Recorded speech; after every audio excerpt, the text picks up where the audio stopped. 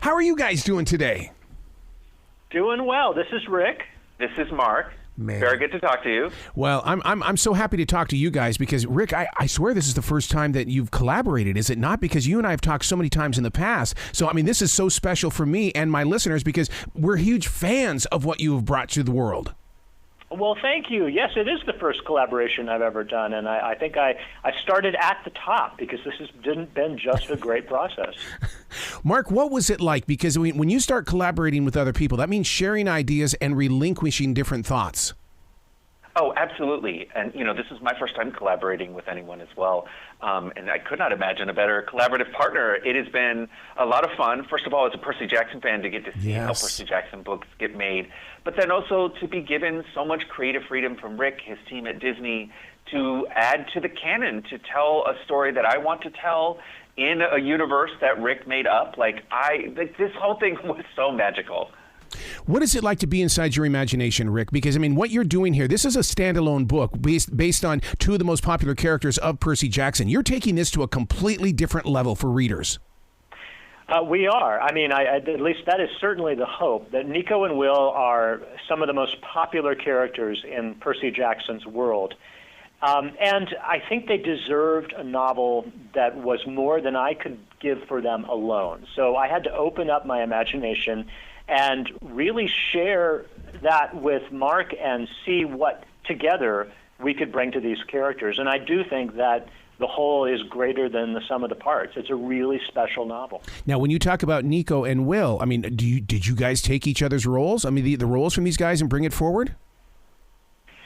That's a great question. Yeah, we haven't been asked that yet. No, I do think it took us both some time to kind of wrap our minds around what is Nico's voice versus Will's voice. Yeah. How are they as a couple? How do they function, especially under pressure? I don't know. What do you think, Mark? I've personally found writing Nico is easier than writing Will. Part of that was there's just more of him in the series before, and I'd read the books multiple times. And then I also just have a very personal, recognition with this character, so finding his voice was easier.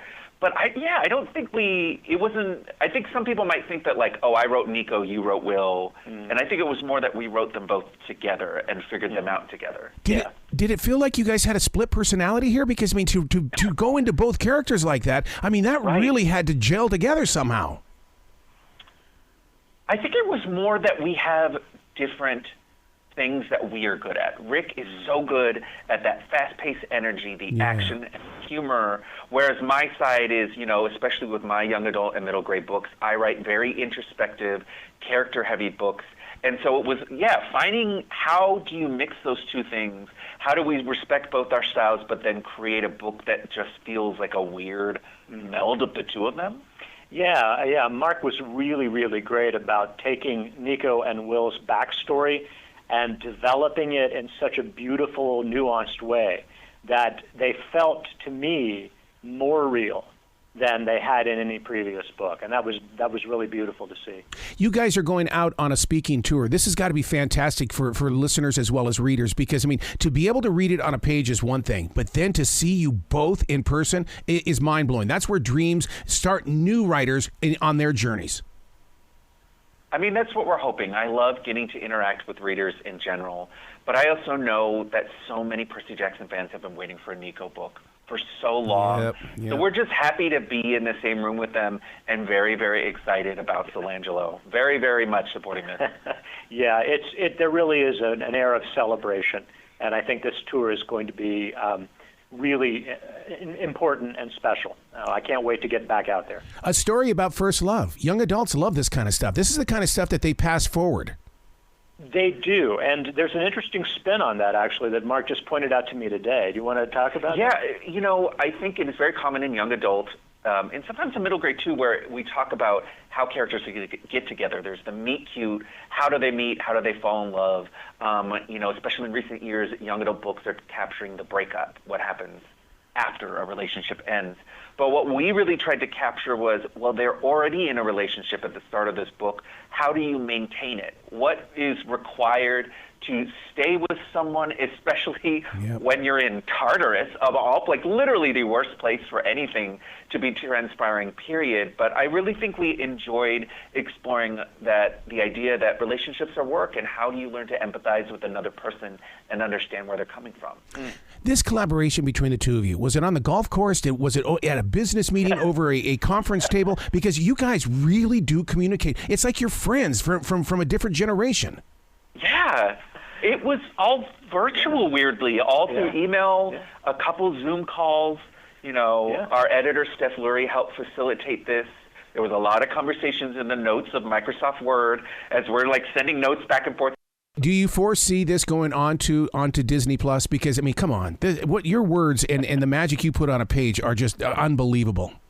Well, thank you. I mean, we're in the process of getting the original Percy Jackson series on Disney Plus as a TV show, and I think what happens next will really depend on how that's received, how the fans love it. I hope they will. I think they will. But so who knows? I mean, maybe someday we'll be talking about this going to TV first, but we'll have to wait and see. I'm blessed with the opportunity to go to a lot of middle schools and high schools, and I love it while I'm in their class, I'll see one of your books on either in their book bag or I'll see it on their desk. How do you react when you see your work of art in somebody else's hands? I just spent a week doing visits in middle schools and high schools in New York City, where some of these kids read my book multiple times. Yes. It never stops being surreal. It never stops being an amazing thing, particularly because growing up, I don't think we read very many modern authors, and certainly none that came to visit us. And I know both of us, we do want to inspire young people to not just read, but to consider, pursuing art as a career. So I love any opportunity to show them, like, this is what a successful author looks like. You can do it too.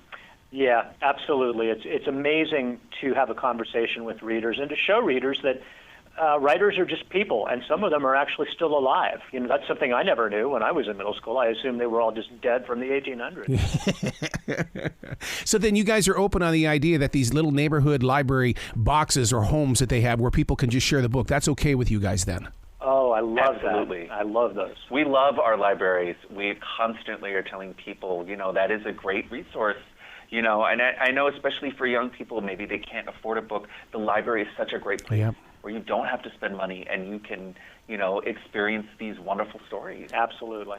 Rick, you picked a good guy to team up with. My God. Oh, my God. I'm blessed with the opportunity to talk with a lot of the people that you support, Rick, but this guy right here, you picked a good one.